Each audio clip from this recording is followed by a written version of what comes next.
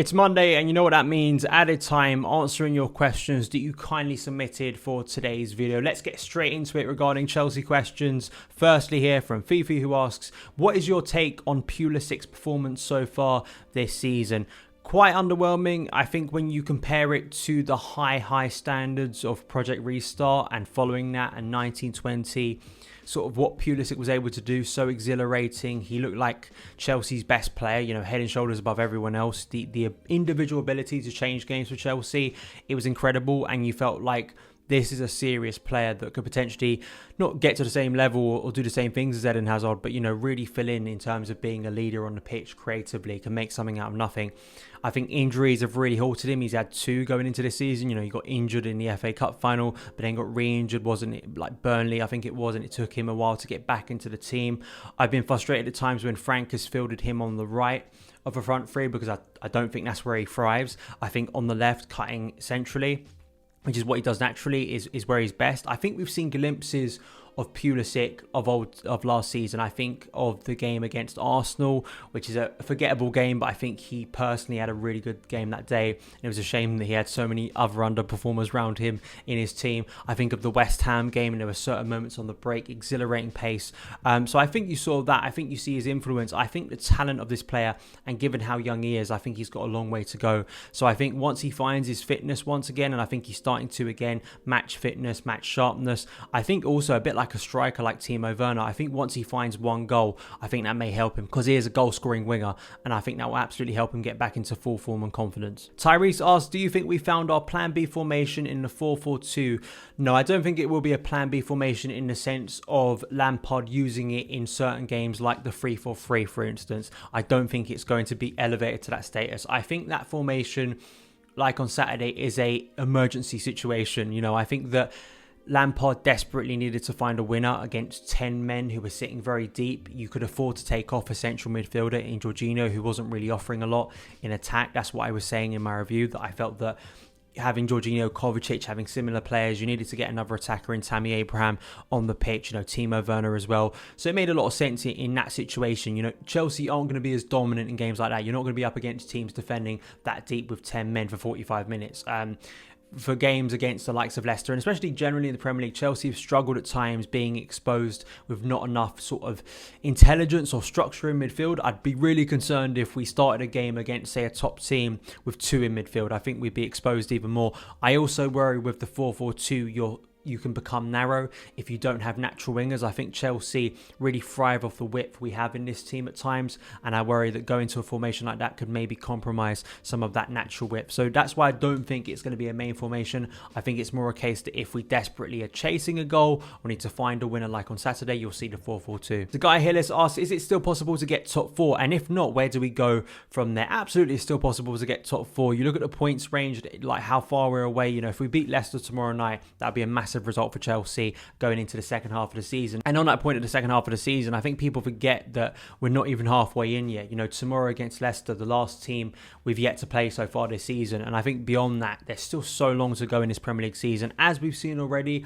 the way form of top teams has fluctuated, you know, the table jumping up and down, how close the points are between the top, say, 10 even.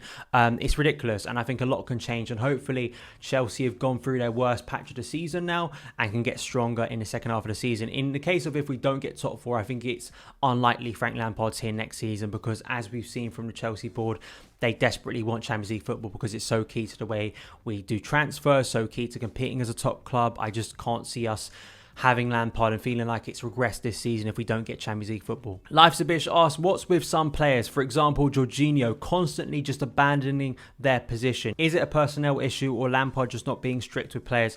On the case of Jorginho, yeah, he had another disappointing performance, and I think he's had mostly disappointing performances this season. I think that's mainly down to him probably feeling more isolated, or at least knowing that he's not got a future with Chelsea. I think mentally that's probably had an impact compared to last season.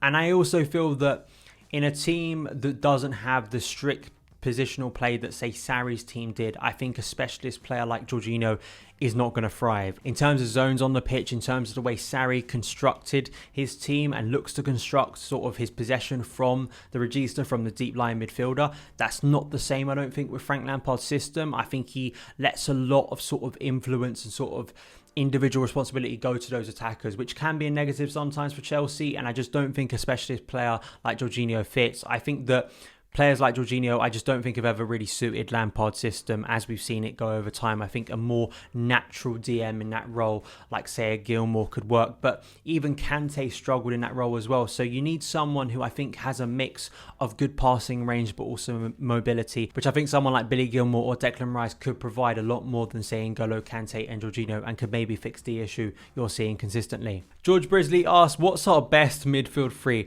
To be honest, I don't know, mate. And that's a key issue, isn't it? That we're over one season with Frank Lampard. We're nearly halfway into his second season. It's an issue that Lampard, I think, himself faces week in, week out at the moment. I think a month ago, probably less than that now, we all thought that the main midfield three, or at least two of the main midfield three, was N'Golo Kante and Mason Mount.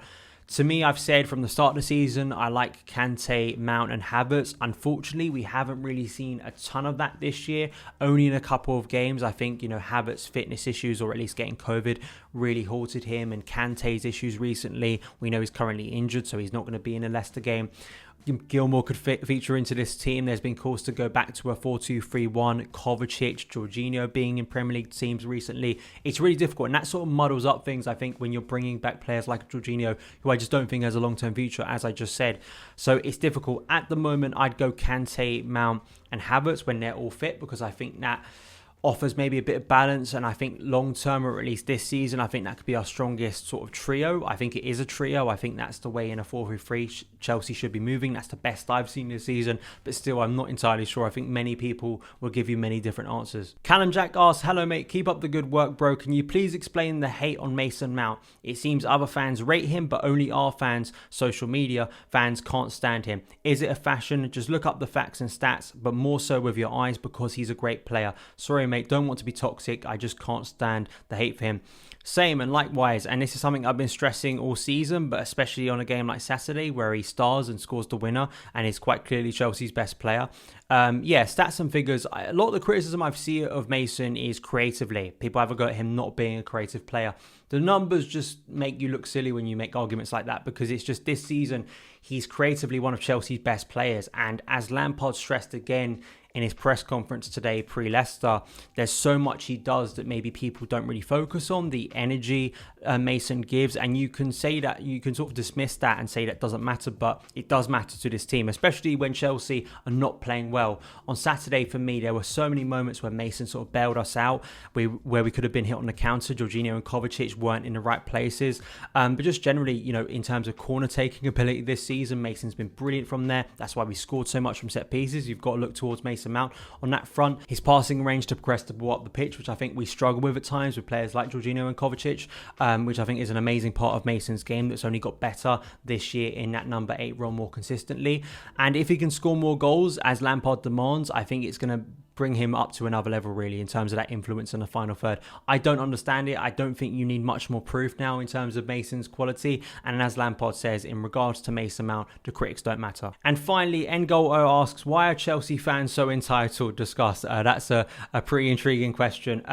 I think what you're probably getting at is maybe the anger at recent results and sort of the overreaction, which I think a lot of fans sort of deal with on social media. I think if you gaze out of the Chelsea bubble and take off your blue tinted light glasses for a second and listen to the way fans of, say, Tottenham, of Man United, of Liverpool, of Arsenal speak about their clubs when things don't go well, you see a lot of similar trends. It's just replacing the name of the manager, the players they don't like, or scapegoat on certain occasions. So I think a lot of big clubs, especially on social media now, really deal with this. I feel it's just a culture of Chelsea. I've spoken a lot about this recently, and sorry if you've heard this before to sort of bore you. I think that it's a case of Chelsea and Chelsea fans experiencing so much success on such a consistent basis, at a pretty ridiculous consistent basis, to be honest, over the last 15, 16 years with Roman in charge. And I think that there's an expectation that, especially for younger fans of, say, my generation, who have only experienced the best years of Chelsea, can't really understand Chelsea not winning games more consistently, not competing for titles as regularly when you've seen that ridiculous success, especially in the early years and even as recently as 2017. And even in years when Chelsea have struggled but still winning domestic cups. That's the hard thing, I think, at the moment, is especially when we're going through a transitional period and you feel like we're rebuilding the squad and maybe things take a little bit more time. Naturally, the culture of Chelsea is going to bash up against that of sort of short-term mentality. That's why. So at times, I can't really blame fans in a sense of having that mentality if that's all they know and they see the club sort of endorsing that over and over again by sacking managers. So until a dynamic like that changes drastically at Chelsea, you're going to have that sense of entitlement at times. But it's not only Chelsea. I think it's the social media world of instant gratification as well. You look at, say, fandom of, say, like films, massive films like Star Wars, and I see very similar sort of trends and behaviors in regards to people's anger at massive film franchises compared to the way they support their teams. It's quite weird. That's not the way I look at football, but it's the way some people do, so you've got to understand that as well. But thank you guys so much for taking the time to watch this episode of Added Time, and thank you for submitting your questions for today's episode. Once again, next Monday, answering your questions. You can submit them on the community page when I post on Sunday, and also on Twitter at SonOfChelsea, which I also post requests on Sunday. Thank you guys for watching. Follow me on Twitter at SonOfChelsea. Have a great day, and I'll see you again.